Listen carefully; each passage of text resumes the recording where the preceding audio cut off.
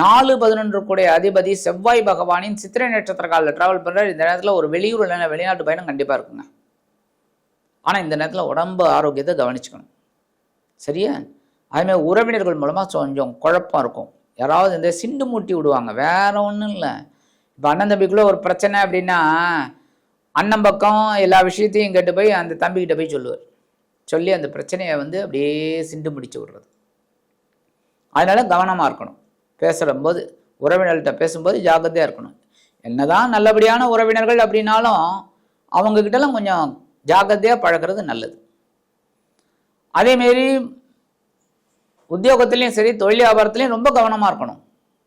ஏன்னா செவ்வாயோட நட்சத்திர சாரமான சித்திரை நட்சத்திரத்தில் போகிறார். நீச்சமடைந்த சுக்கிரன். அப்போ எடுக்கிற காரியங்களில் கொஞ்சம் அப்படியே தொய்வு இருக்கும். உத்தியோகத்துலேயும் சரி தொழில் வியாபாரத்துலையும் அதெல்லாம் நம்ம மீட் அவுட் பண்ணி வெளியில் வரணும். வந்தால் தான் பெரிய மாற்றங்கள் உங்களுக்கு கண்டிப்பாக கிடைக்கும். ஒவ்வொரு விஷயத்துலையும் ஒரு தெளிவு கிடைக்கும். தெளிவு கிடைச்சாலே ஒரு ஆரோக்கியம் இருக்கும். ஆரோக்கியம் இருந்தாலே உங்களுக்கு பெரிய ஐஸ்வர்யம் கிடைக்கும்.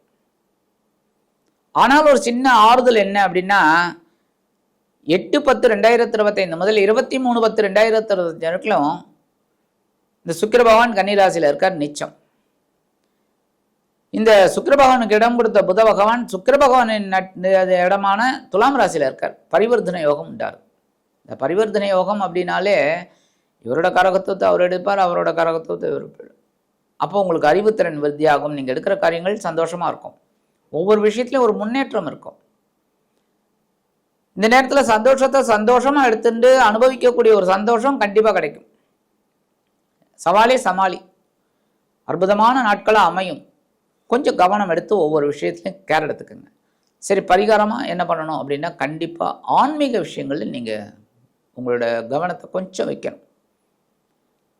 அதுமாரி நவகிரகங்களில் உள்ள சுக்கிர